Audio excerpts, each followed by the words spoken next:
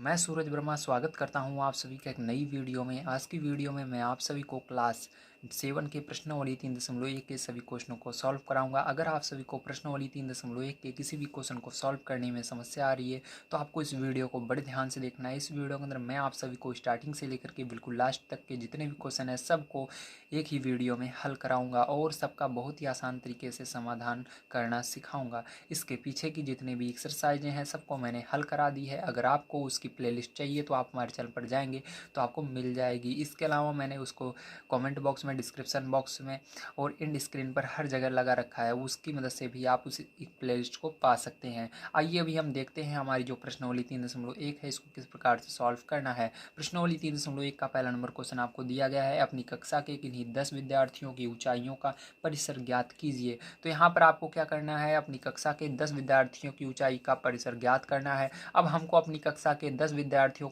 की ऊंचाई नहीं पता है तो हम कैसे निकालेंगे, तो इसके लिए भी आपको यहाँ पर समाधान दिया गया है, मैं आपको बताने वाला हूँ। अगर आपको अपनी कक्षा के 10 विद्यार्थियों की ऊंचाई नहीं पता है तो आप उसको अपने मन से भी लिख सकते हैं। तो चलिए कॉपी पर चलते हैं और बढ़िया तरीके से समझते हैं किस प्रकार से आप उसको लिखेंगे। तो देखिए इसके अंदर आप कैसे लिखेंगे, ध्यान से आपको समझना है। तो आप पहले लिखेंगे माना 10 विद्यार्थियों की ऊंचाइयां सेमी यानी सेंटीमीटर में इस प्रकार हैं, ठीक है। तो आप 120, 125, 130 ऐसे लिख करके टोटल 10 विद्यार्थियों को यहाँ पर लिख लेना। मतलब ये नंबर जो है 10 है। देखो 1 2 3 4 5 6 7 8 9 10। 10 ही क्यों लिखा, क्योंकि यहाँ पर कहा जा रहा है 10 विद्यार्थियों की ऊंचाई लिखने का। तो ये जो ऊंचाई ये है, ये नंबर जो है ये ऊंचाइयाँ है। क्या है, 10 विद्यार्थियों की ऊंचाइयाँ हैं। क्योंकि आपको 10 विद्यार्थी के लिए कह रहा है तो हमने 10 विद्यार्थी की ऊंचाई यहाँ पर लिख ली है। अब ध्यान से समझना, यहाँ पर अगर आपको ज़्यादा कहता है तो आप इससे ज़्यादा बढ़ाएंगे, ठीक है। और इसके अलावा भी आप इसको चेंज कर सकते हैं। यहाँ पर आप 120 की जगह कुछ और भी लिख सकते हैं, ठीक है, आपके मन में जो रहे। अब चलिए यहाँ पर हमसे आगे क्या कह रहा है, यहाँ पर हमको कह रहा है कि हमको क्या करना है, इसके अंदर परिसर निकालना है। देखो मैं आपको दिखा देता हूँ। यहाँ पर कह रहा है ऊंचाइयों का परिसर ज्ञात कीजिए, ठीक है। तो कैसे करेंगे, चलिए हम ध्यान से इसको समझते हैं। तो इसके अंदर सबसे पहले आपको सबसे बड़ी और सबसे छोटी संख्या निकालनी होगी, ठीक है। तो चलिए हम यहाँ पर इसको कर लेते हैं, लेकिन परिसर का फॉर्मूला क्या होता है आइए सबसे पहले हम इसको लिख देते हैं जिसकी मदद से हम इसको करेंगे। तो यहाँ पर परिसर बराबर होता है आपका, परिसर बराबर होता है सबसे बड़ी ऊंचाई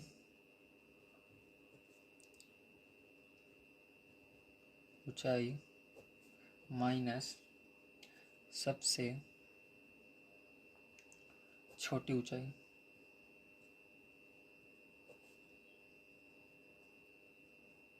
ठीक है, ये क्या होता है, ये फॉर्मूला होता है। अब देखिए ध्यान समझिएगा, इसके अंदर सबसे बड़ी ऊंचाई कौन सी है, इस पूरे में देखिए 120, 135। तो सबसे लास्ट वाला, क्योंकि हमने इसको क्रम से लिखा है इसलिए सबसे लास्ट वाला क्या है, सबसे बड़ा है। तो यहाँ पर क्या करेंगे, हम 165 लिख देंगे। उसके बाद ये माइनस का निशान है, माइनस लगाएंगे। सबसे छोटी ऊंचाई कौन सी होगी, 120, क्योंकि इसको हमने क्रम से लिखा है। तो यहाँ पर 120, अगर क्रम से नहीं लिखा रहता है तो आपको ढूंढना पड़ता है हाँ कौन सा सबसे बड़ा है कौन सा सबसे छोटा है, ठीक है।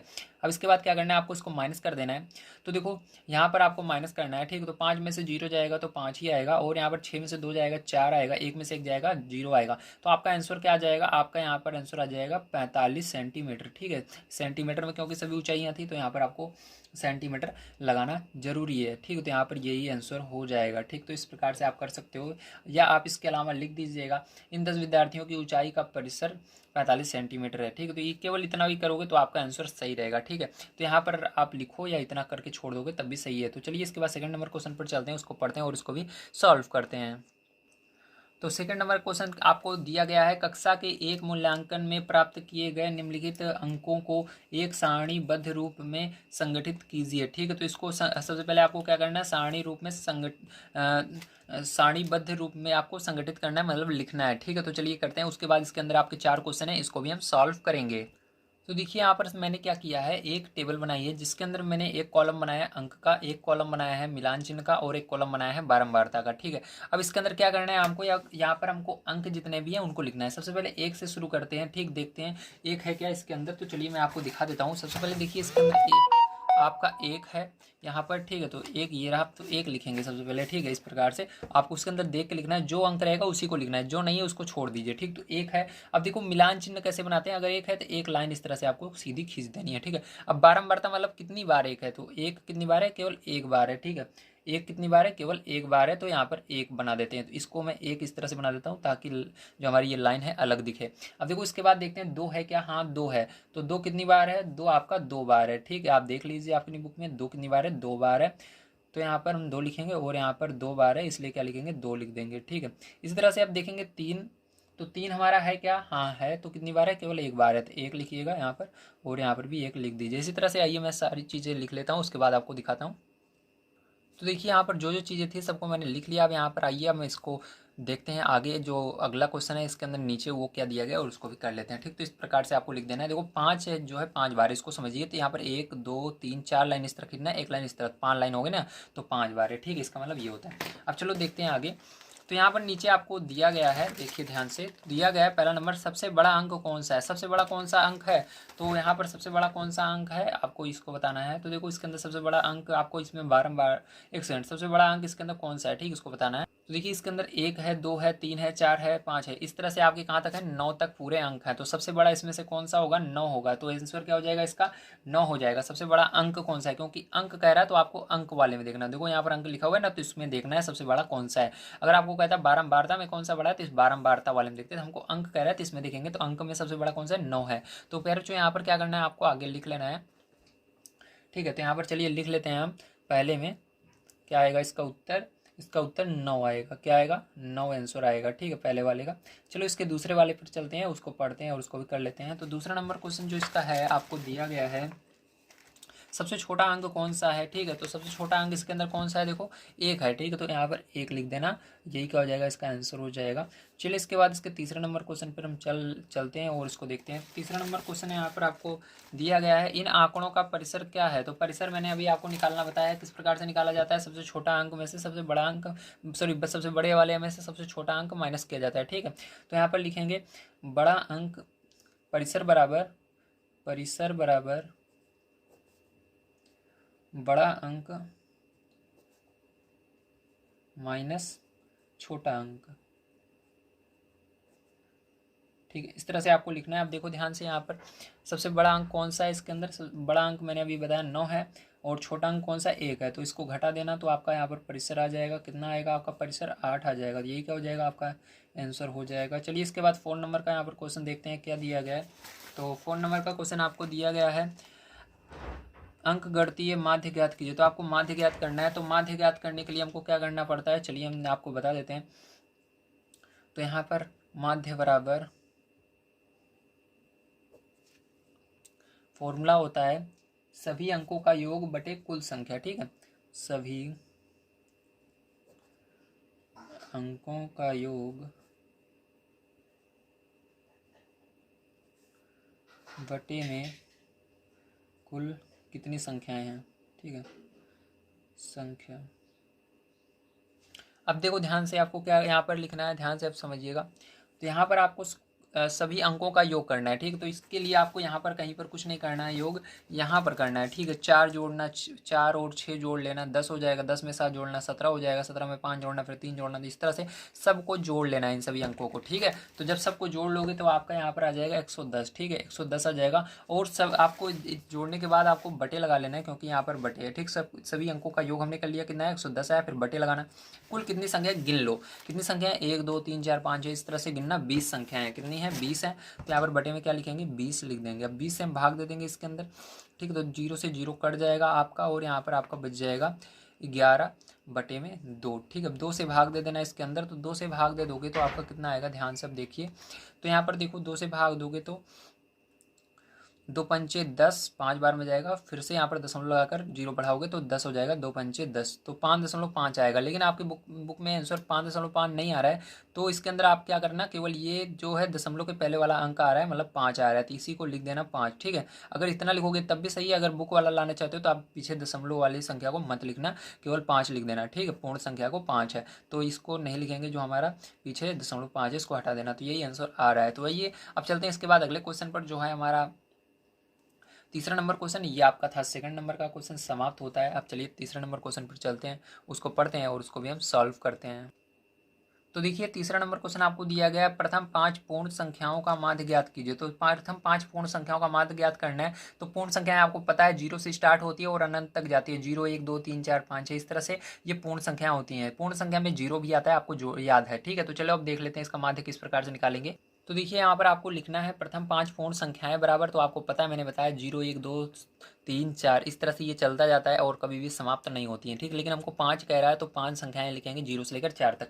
अब देखिए इसके अंदर आपको क्या निकालना है, इसका माध्य निकालना है। तो माध्य बराबर मैंने आपको फॉर्मूला बताया है, क्या होता है माध्य बराबर, फॉर्मूला आपका होता है सभी अंकों का योग, सभी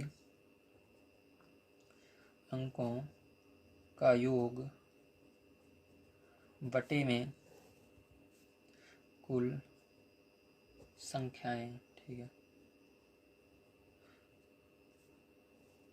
चलो अब देखो ध्यान से, इसके अंदर आपको क्या करना है, सभी को जोड़ लेना है। तो 0 और देखो पीछे से जोड़ते हैं बड़ी संख्या से, तो 4 और 3 जोड़ोगे 7 हो जाएगा, 7 में जो 2 जोड़ोगे 9 हो जाएगा, 9 में 1 जोड़ोगे 10 हो जाएगा, 10 और 0 जोड़ोगे 10 ही रहेगा। तो सभी संख्याओं का योग कितना हो रहा है, 10 हो रहा है। या आप इसको ऐसे समझते हो कि जो 0 में 1, 0 1 को, 2 को, 3 को और 4 को, सबको जोड़ लेना है इस तरह से। बटे में क्या लगा देना है, गिन लेना है कितनी संख्याएं थे, 1 2 3 4 5 संख्याएं हैं, 5 लिख देना है। और सबको जोड़ने पर हमारा कितना आया, 10 आया, बटे में 5 लिख देना, ठीक है। अब इसके बाद देखो आपको क्या करना है, भाग दे देना है। तो यहाँ पर आप भाग दो दोगे तो कितना हो जाएगा, 5 दूनी 10, तो यही क्या हो जाएगा, आपका आंसर हो जाएगा। चलिए इसके बाद 4 नंबर क्वेश्चन पर चलते हैं, पढ़ते हैं और उसको भी सॉल्व करते हैं। तो आइए अब क्वेश्चन नंबर 4 पढ़ लेते हैं। दिया गया है एक क्रिकेट खिलाड़ी ने 8 पारियों में निम्नलिखित रन बनाए, कितने रन बनाए यहाँ पर दिए गए हैं। आगे कह रहा है उसका माध्य स्कोर या रन ज्ञात कीजिए। तो आपको सीधा सा मतलब है माध्य ज्ञात करना है, ठीक है। तो माध्य ज्ञात करना भी मैंने आपको बताया है, ठीक है। ये आपको कंफ्यूज करने के लिए दिया गया है, रन मतलब एक ही चीज़ होता है दोनों, माध्य स्कोर या रन, बात एक ही है, ठीक है। आपको क्या करना है, यहाँ पर माध्य ज्ञात करना है। अब देखो ध्यान से, आपको आगे क्वेश्चन नहीं है या 5 नंबर स्टार्ट है, मतलब आपको केवल यहाँ पर क्या करना है, इसका माध्य स्कोर ज्ञात करना है, ठीक है। तो चलो हम आपको बता देते हैं माध्य स्कोर मतलब माध्य है, ठीक है। अब चलो इसको चलते हैं कॉपी पर, बढ़िया तरीके से समझते हैं। तो इसके लिए सिंपल सा हम फॉर्मूला लगाएंगे, माध्य स्कोर या रन बराबर, ठीक है, जिसको हम माध्य स्कोर भी कहते हैं। तो माध्य बराबर क्या होता है, हमने जैसे पीछे क्या कर रहे थे, सभी अंकों को जोड़ रहे थे, उसी तरह यहाँ पर जो रन दिए गए उन सभी रनों को जोड़ लेंगे। और जैसे कुल कितने संख्याएं थी हम उसको उससे भाग दे रहे थे, तो यहाँ पर कुल कितनी पारियाँ खेलनी है उससे भाग दे देंगे, ठीक है। तो चलो यहाँ पर हम देख लेते हैं। तो यहाँ पर देखो इन्होंने जो यहाँ पर रन है, मैं आपको दिखा देता हूँ। जो ये खिलाड़ी है, ये जो कितने रन बना रहा है, यहाँ पर देखो 8 पारियाँ खेल रहा है और सब में ये रन है। तो सबको जोड़ लेना है सभी रनों को, ठीक है, और 8 से भाग दे देना है। तो सबको जोड़ने के बाद फिर जो आपका यहाँ पर 405 आता है, तो 405 लिखेंगे। और कुल कितनी पारियाँ इसने खेल दी, 8 खेली है, तो 8 से भाग दे देंगे।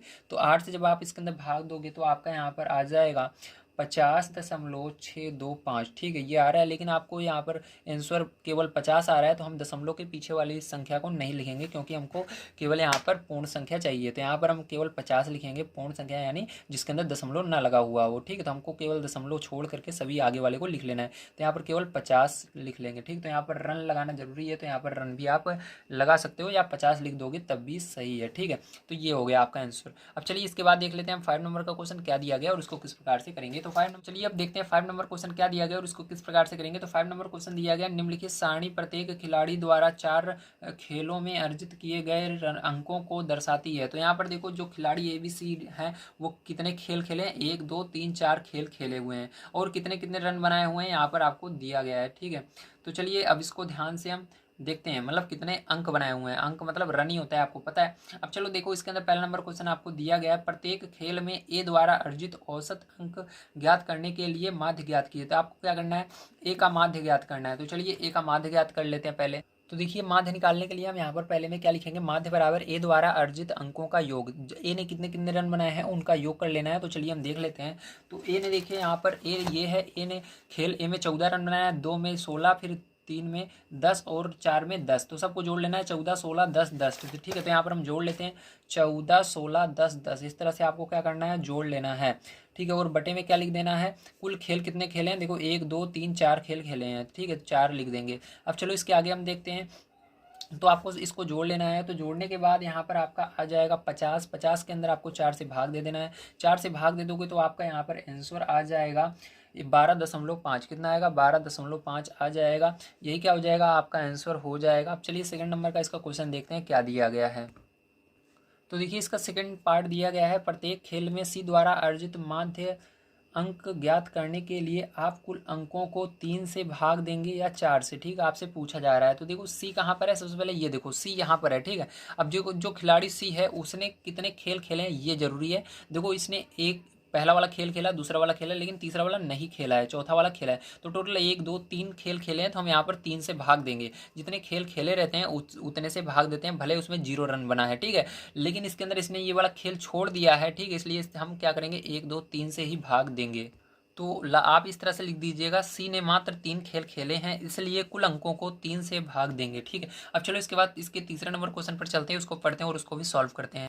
तो देखिए तीसरा नंबर क्वेश्चन आपको यहाँ पर दिया गया है, बी ने सभी 4 खेलों में भाग लिया है, आप उसके अंकों का माध्य किस प्रकार ज्ञात करेंगे, ठीक है। तो किस प्रकार से करेंगे, जैसे हमने ए का किया था बिल्कुल उसी तरह से करेंगे। चलिए हम आपको बता देते हैं यहाँ पर। तो देखिए इस तरह से आपको लिखना है, माध्य बराबर हम क्या करेंगे, बी द्वारा अर्जित अंकों का योग, उसके बाद कुल खेले गए खेल, ठीक है। तो इसके पीछे वाले में भी आप क्या कर देंगे, कुल खेल की जगह कुल खेले गए खेल, ठीक, क्योंकि यहाँ पर हमारे लिए मायने हैं कितने खेल उसने खेले हैं, जो छोड़ दिया जाएगा उसको नहीं गिना जाएगा, ठीक है। तो इस तरह से लिख लीजिएगा, कुल खेले गए खेल, ठीक है। चलो ये हो जाएगा। अब देखो ध्यान से इसके अंदर आप, तो यहाँ पर देखो हमको बी द्वारा अर्जित अंकों का योग, तो बी द्वारा अर्जित अंकों का योग आपको करना होगा। तो चलिए बी को देख लेते हैं। तो बी ने 0 8 6 4 अंक अर्जित किए हैं, तो 0 + 8 + 6 + 4, ठीक है। और बटे में कुल कितने खेल खेले हैं, इसने चारों खेल खेले हैं, ठीक है। इसमें 0 रन बनाया था, लेकिन खेला इसको भी है, तो इसलिए 4 से भाग देंगे। और यहाँ पर आपको क्या करना है, इसको भाग दे भी देना है, ठीक है। तो यहाँ पर आप देना चाहो दे दो, नहीं इतना पर छोड़ दोगे यही आंसर आ जाएगा। तो यहाँ पर आपकी बुक में यही आंसर दे रहे हैं, तो इस तरह से हम इसको क्या करेंगे, आंसर लिख देंगे और यही आंसर आ जाएगा, ठीक है। चलिए इसके बाद अब देख लेते हैं 4 नंबर का क्वेश्चन किस प्रकार से किया जाएगा।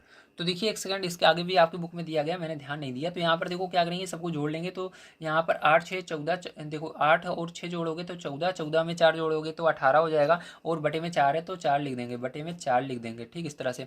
अब देखो ध्यान से इसके बाद क्या करना है, इसको सरल कर लेना है। 2 के पहाड़े से दोनों कट रहे हैं, क्योंकि 2 के पहाड़े में 4 भी आता है 18 भी आता है। तो 2 के पहाड़े में 18 कितनी बार में आता है, 9 बार में आता है, 9 लिख देंगे। और 4 कितनी बार में आता है, 2 बार में। तो ये क्या हो जाएगा, आपका आंसर हो जाएगा, ये नहीं होगा आंसर, यही आंसर हो जाएगा, ठीक है। तो चलिए अब इसके आगे हम देख लेते हैं अपना किस प्रकार से किया जाएगा 4 नंबर का क्वेश्चन।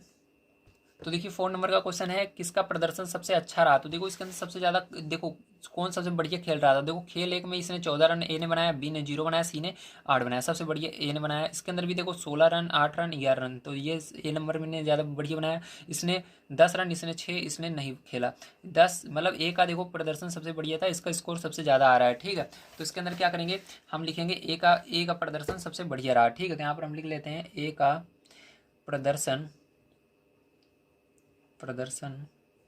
अच्छा रहा, ठीक है। इस तरह से आपको लिख देना है। तो ये होता है क्वेश्चन आपका समाप्त। अब चलिए इसके आगे चलते हैं, हम अपने 6 नंबर क्वेश्चन पर पढ़ते हैं और उसको भी सॉल्व करते हैं। तो देखिए 6 नंबर क्वेश्चन आपको यहाँ पर दिया गया है, विज्ञान की एक परीक्षा में विद्यार्थियों के एक समूह द्वारा 100 में से प्राप्त किए गए अंक इतने हैं, ठीक है। कुछ इस प्रकार से हैं, आप समझ सकते हो, देख सकते हो। यहाँ पर ज्ञात कीजिए, आपको पहला नंबर विद्यार्थियों द्वारा प्राप्त सबसे अधिक अंक और सबसे कम अंक। तो सबसे अधिक अंक और सबसे कम अंक आपको यहाँ पर बताना है। तो चलिए कॉपी पर चलते हैं, देखते हैं। तो देखिए यहाँ पर 6 का पहला नंबर आपका है, सबसे अधिक अंक और सबसे कम अंक बताना है। तो चलिए इसके अंदर देख लेते हैं बुक में। तो बुक में आप अगर देखें ध्यान से, तो यहाँ पर देखो सबसे बड़ा 90 दिखा, 90 से बड़ा कोई है क्या, हाँ 95 है, 95 से बड़ा कोई है नहीं है, तो 95 सबसे बड़ा अंक है। तो यहाँ पर हम लिखेंगे 95 95, ठीक है। तो 95 सबसे बड़ा निकल कर आ रहा है हमारा अंक। अब उसके बाद देखो यहाँ पर देखते हैं सबसे छोटा अंक कौन सा दिख रहा है। तो यहाँ पर ये बड़ा है, ये छोटा है 85 से, ये बड़ा है, ये 39 से छोटा कोई है नहीं, कोई नहीं है। तो 39 मतलब 39 सबसे छोटा अंक है, तो 39 लिख देंगे यहाँ पर, 39 हमने लिखा। अब देखो यहाँ पर हमने निकाल लिया सबसे बड़ा अंक सबसे छोटा अंक। अब चलिए इसके आगे देखते हैं। इसके आगे आपका है दूसरा नंबर, प्राप्त अंकों का परिसर ज्ञात कीजिए। तो परिसर ज्ञात करना बहुत ही आसान है, मैंने आपको बताया है क्या करना है। आपको परिसर ज्ञात करने के लिए आपको यहाँ पर बड़े में से छोटे वाले अंकों को घटाना होता है, ठीक है। तो चलिए यहाँ पर दूसरे का परिसर यहाँ पर हम ज्ञात कर लेते हैं। तो देखिए इस प्रकार से आप लिख दीजिएगा, परिसर बराबर अधिक अंक माइनस कम अंक। तो यहाँ पर देखो अधिक अंक क्या है, 95 है, और कम अंक क्या है, 39 है, ठीक। तो 39 लिख देना और इसको घटा देना, ठीक है। तो यहाँ पर घटा दोगे तो आपका यहाँ पर आ जाएगा, ठीक है। इसको घटाने के बाद आपका 56 आएगा, मतलब 56 आ जाएगा। अब देखो यही क्या हो जाएगा, आपका इसका आंसर हो जाएगा 56, ठीक है। चलो इसके बाद इसका लास्ट देखते हैं, तीसरा नंबर क्वेश्चन क्या दिया गया है, ठीक है। तो तीसरा नंबर क्वेश्चन इसके अंदर आपको कह रहा है समूह द्वारा प्राप्त माध्य है, माध्य अंक है। तो आपको यहाँ पर माध्य अंक ज्ञात करना है, समूह द्वारा प्राप्त माध्य अंक। तो यहाँ पर माध्य अंक ज्ञात करना है। तो देखिए माध्य अंक बराबर फॉर्मूला आपका क्या होता है, तो इस प्रकार से आपको लिखना है। ठीक है, ध्यान से देखना है इसको किस प्रकार से हम करेंगे। तो यहाँ पर देखिए सभी अंकों का योग, तो सभी अंकों का योग कितना होगा, तो इसको आपको, इसके लिए आप क्या करेंगे, इसके अंदर जो 6 में है सबको जोड़ लेना है, 85, 76, 90 इन सबको जोड़ लेना है। ठीक है, जोड़ेंगे तो हमारा कितना आ जाएगा, 730 आ जाएगा। कितना आ जाएगा, 730 आ जाएगा। और यहाँ पर बटे लगाना है। और कुल अंक कितने हैं, तो कुल 10 अंक हैं। ठीक है, तो टोटल कितने अंक हैं, 10 अंक हैं। आपको गिन लेना है, 1 2 3 4 इस तरह से 10 अंक हैं। तो 10 से भाग दे देना है इसके अंदर। तो इसके अंदर जब 10 से भाग दोगे तो आपका यहाँ पर कितना आ जाएगा, यहाँ पर 73 आ जाएगा, 73 आ जाएगा। ठीक है, तो इसका माध्य क्या होगा, 73 हो जाएगा। आपको समझ में आया होगा किस प्रकार से करना है। चलिए अब इसके आगे चलते हैं, हम अपने अगले क्वेश्चन पर उसको पढ़ते हैं और उसको भी हम सॉल्व कर लेते हैं।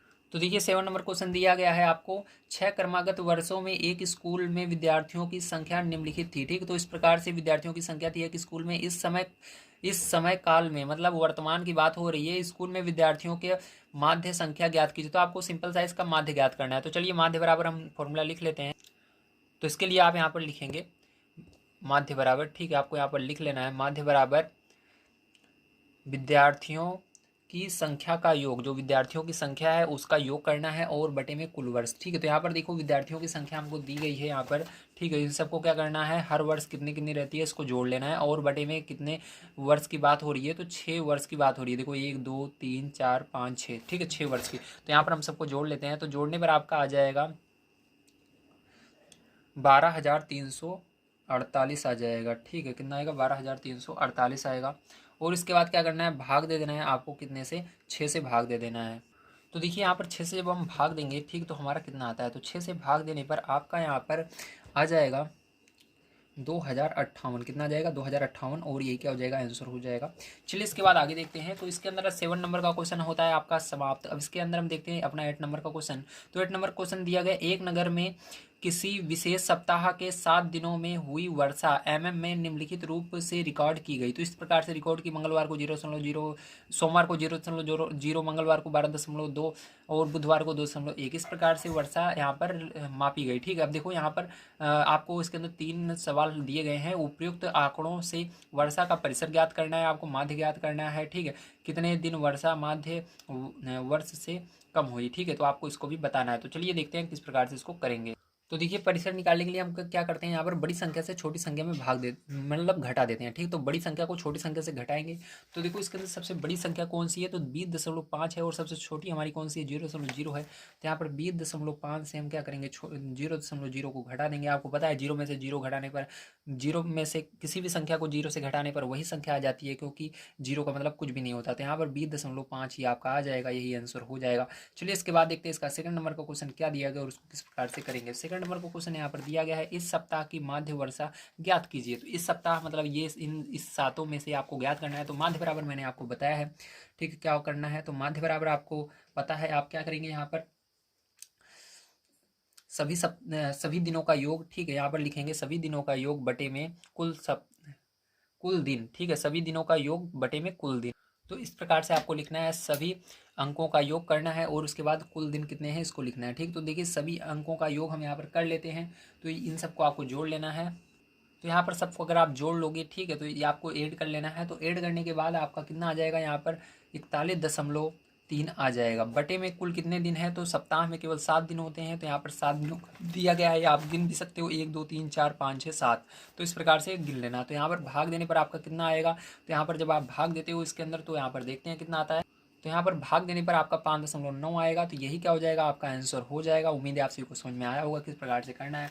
अब इसके अंदर आपको एक लास्ट में क्वेश्चन पूछा जा रहा है, कितने दिन वर्षा माध्य वर्षा से कम हुई है। अब इससे कम कौन कौन सी है आपको इसके अंदर देखकर बताना है। तो देखो 5.9 से कितने कम है, देखो ये वाला भी 5.9 से कम है, एक ये नहीं है, ये है 2 3, ये भी कम है 5.9 से, 4 5। तो 5 दिन जो है कम हुई है। ठीक है, तो यहाँ पर आपको आंसर में क्या लिख देना है, 5 लिख देना है। तीसरे वाले में आप क्या लिखोगे, 5 लिखोगे। तो चलिए यहाँ पर तीसरे वाले का आंसर मैं यहाँ पर नीचे ही देख लेते हैं। तो तीसरा नंबर हमारा क्या रहेगा, 5। ठीक है, 5 दिन। तो इस प्रकार से आपको लिख देना है, यही आंसर हो जाएगा। तो आइए चलते हैं अब 9 नंबर क्वेश्चन पर पढ़ते हैं और उसको भी सॉल्व कर लेते हैं। तो अगला क्वेश्चन 9 नंबर का दिया गया है, 10 लड़कियों की ऊंचाई सेंटीमीटर में मापी गई है और निम्नलिखित परिणाम प्राप्त हुए हैं। सबसे लंबी लड़की की लंबाई क्या है? तो इसके अंदर देखो पहले नंबर में आपको लिख देना है, यहाँ पर ध्यान से देखिएगा। तो पहले में सबसे लंबी लड़की, ठीक है,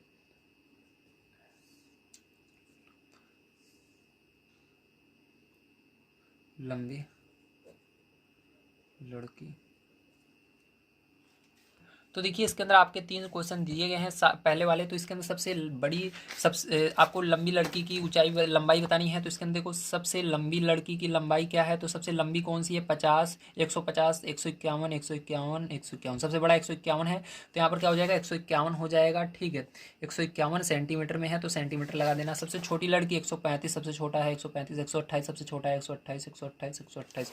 तो यहाँ पर 128 सेंटीमीटर, ठीक है। अब यहाँ पर आपको क्या करना है? परिसर ज्ञात करना है। तो सबसे बड़ी लड़की 151 है, माइनस कर देंगे छोटी लड़की 128 है, तो यहाँ पर आपका आ जाएगा, ठीक है, 9 नंबर का आपका यहाँ पर आ जाएगा 23 सेंटीमीटर। कितना आ जाएगा? 23 सेंटीमीटर, ठीक है। ये सेंटीमीटर में आएगा, तो ये आंसर हो जाएगा। चलिए अब इसके बाद इसका 4 नंबर का क्वेश्चन देख लेते हैं क्या है।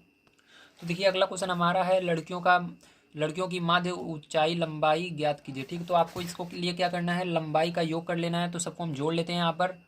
तो सबको जोड़ने के बाद हमारा यहाँ पर आ रहा है 1414, ठीक है। अब इसके अंदर आपको गिनना है टोटल कितनी लड़कियां हैं। तो इसके लिए आपको क्या करना है? यहाँ पर गिन लेना है। तो देखो 3, 3, 6, 3 त्रिका 9, 1 10 लड़कियां हैं। तो यहाँ पर भी दिया गया आपको 10 लड़कियां, ठीक। तो चाहो आप गिन कर देख सकते हो या ऊपर भी देख सकते हो। तो 10 से इसको हम क्या करेंगे? भाग कर देंगे, मतलब डिवाइड कर देंगे। भाग देने पर आपका आएगा 10 से यहाँ पर, ठीक है। यहाँ पर जब 10 से आप भाग दे दोगे तो आपका आएगा 141.4। कितना आएगा? 141.4। ये क्या आ जाएगा? यही आंसर आ जाएगा।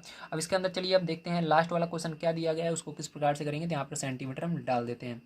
तो 4 नंबर का जो इसका क्वेश्चन है आपको दिया गया है, जो इसका लास्ट क्वेश्चन है आपको दिया गया है, कितनी लड़कियों की लंबाई माध्य लंबाई से अधिक है? इससे कितनी लड़कियों की लंबाई ज़्यादा है? 141 से, ठीक है। तो चलो देख लेते हैं 141 से कितनी लड़कियों की ज़्यादा है। तो देखो ये कम है, ये ज़्यादा है 141 से, ये भी कम है, ये भी कम है। 141 से ये ज़्यादा है, 2 हो गया।